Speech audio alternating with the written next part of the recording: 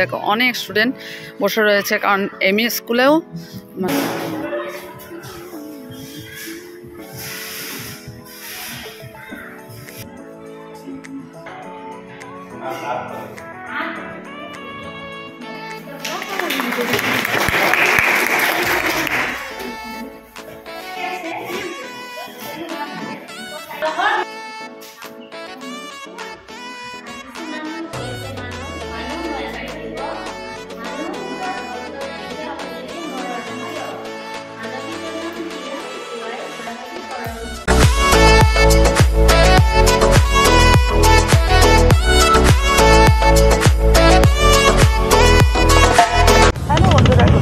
Welcome back to my channel. চ্যানেলে তোমাদের অনেক স্বাগত, অনেক ভালোবাসা জানি। আজকে একটা নতুন ব্লগ শুরু করছি, আর আজকে আমি ইন্ট্রোটা বাসে বসে দিচ্ছি। আমি স্কুলে যাচ্ছি, আর অ্যানুয়াল স্পোর্টস চলছে, অ্যানুয়াল স্পোর্টস উইক, যার জন্য একটু লেট করে যাচ্ছি, কিন্তু ঠান্ডা ভীষণ লাগছে। দেখো ভেতরে না কটনের ব্লাউজ পরেছি, তার উপর সোয়েটার পরেছি, ভারী সোয়েটার, কেন জানি না আজকে ভীষণ ঠান্ডা লাগছে।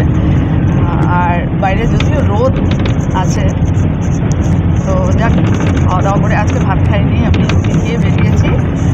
তো স্কুলে তো যার সাথে স্ন্যাক্স থাকেই। তো চলো তোমাদের সাথে আমি খেলার ভিডিওগুলো শেয়ার করছি, অবশ্যই জানি কেমন লাগছে। ভালোই লাগছে ছেলেমেয়েরা মানে খেলা।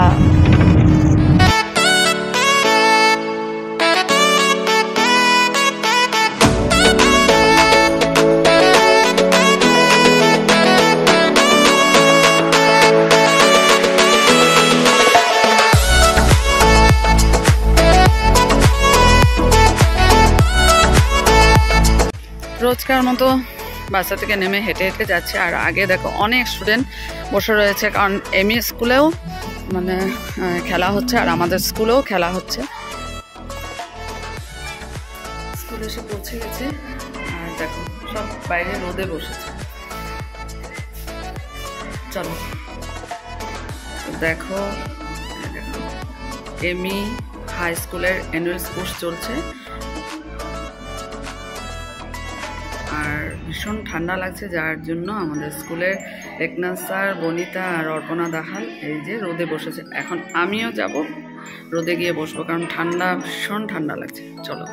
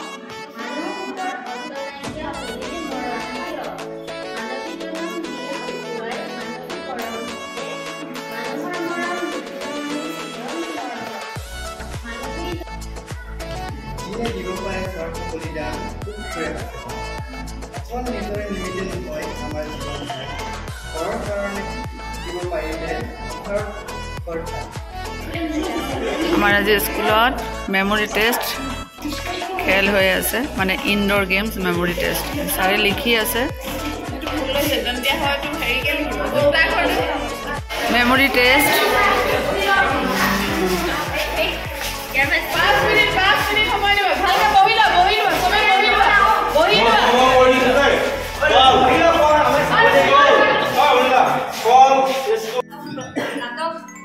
পৰিৱেশন কৰিম, যেহেতু নাটকখনত মই ৰোল লৈছোঁ ৰিপৰ্টাৰ হিচাপে, আৰু তেৰেছা ময়ো হৈছে মোৰ সহকৰ্মী কেমেৰামেন।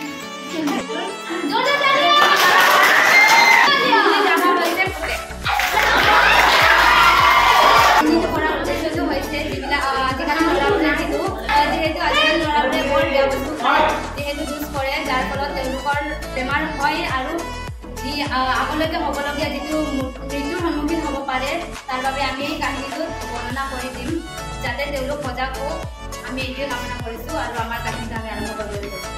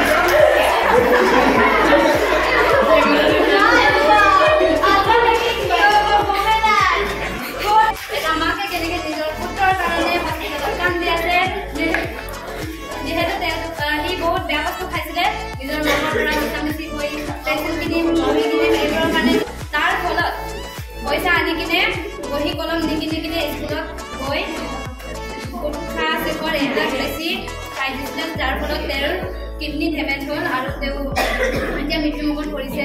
বৰ্তমান তেওঁক আমি ডক্টৰে কৈছে তেওঁ বচাব পৰা নাই। এইটো মই আপোনালোকক এতিয়াও জনাব বিচাৰোঁ যে আমাৰ নিজৰ স্কুলৰ 9-10 দাদা বাইদেউ অন্তিম কৈছোঁগে তেওঁলোকে এইবোৰ গ্ৰহণ কৰিব নালাগে, সেইটো বেয়া বস্তু পাৰে